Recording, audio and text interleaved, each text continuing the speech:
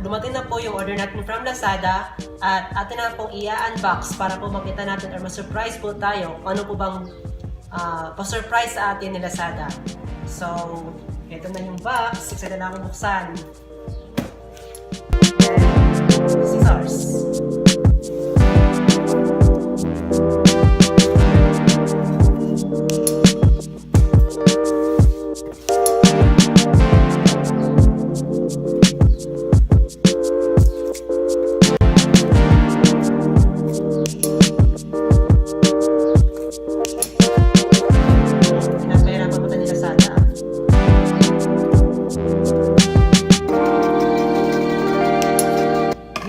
Malalaman kung lugi ba tayo or ayan, kumita. So ayan, hindi ba ako titingin para surprise talaga.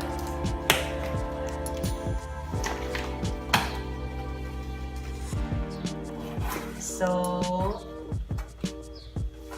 first item, kapa. Siya nga pala, ang halaga po ng ating mystery box is costing 450 pesos. So, tignan po natin kung okay ba yung laman ng box. So, yung first item. Taran!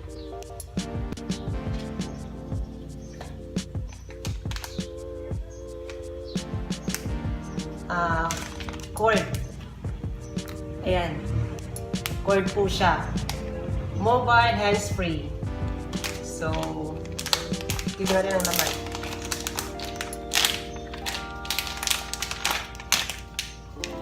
Ayan, may pa-cord po tayo. So, pagpalagay na lang po natin, costing nito is medyo maba siya. Costing nito mga 75 pesos or 50 pesos na lang. Para po sa ating pa-cord for Android phone. Ayan. Okay. Tabi-tabi. Next item. Kapa. So, 75. May 75 na tayo. 75 plus. Next item. Ito medyo maliit. So, then, ayan. LED. Para po siya sa pang-ilaw po sa sa computer or sa mga laptops. Pwede po siya i-connect doon para po meron po tayong pan-ilaw sa ating keyboard. Hindi po siya masyadong madilim. Magagamit natin ito. Ayan, costing nito pagwalagay natin same as sa cord, 50 pesos.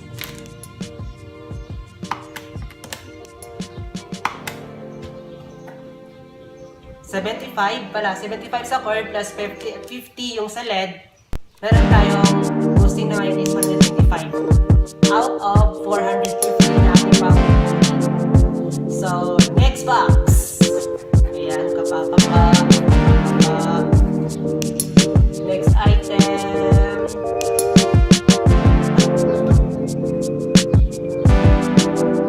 Electronic cigarette.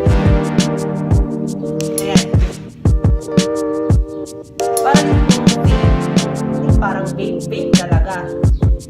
May pa-refill din siya. Charger.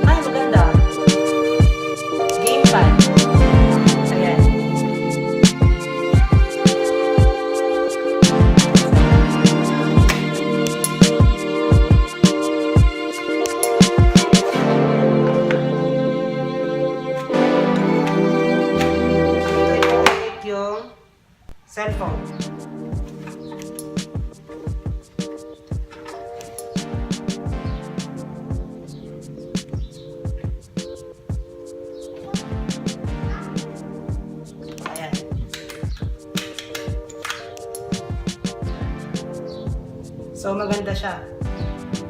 Magagamit din natin ito. Ayan.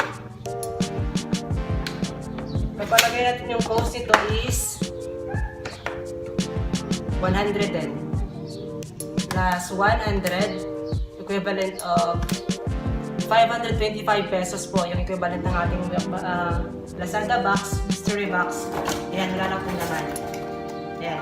So, kumita po tayo. Hindi po tayo nalugi. Kaya, good job, Lazada. Ayan. So, sa hindi pa po nakapag-subscribe sa aking channel, you may subscribe Sean Martinez sa YouTube and see you next video.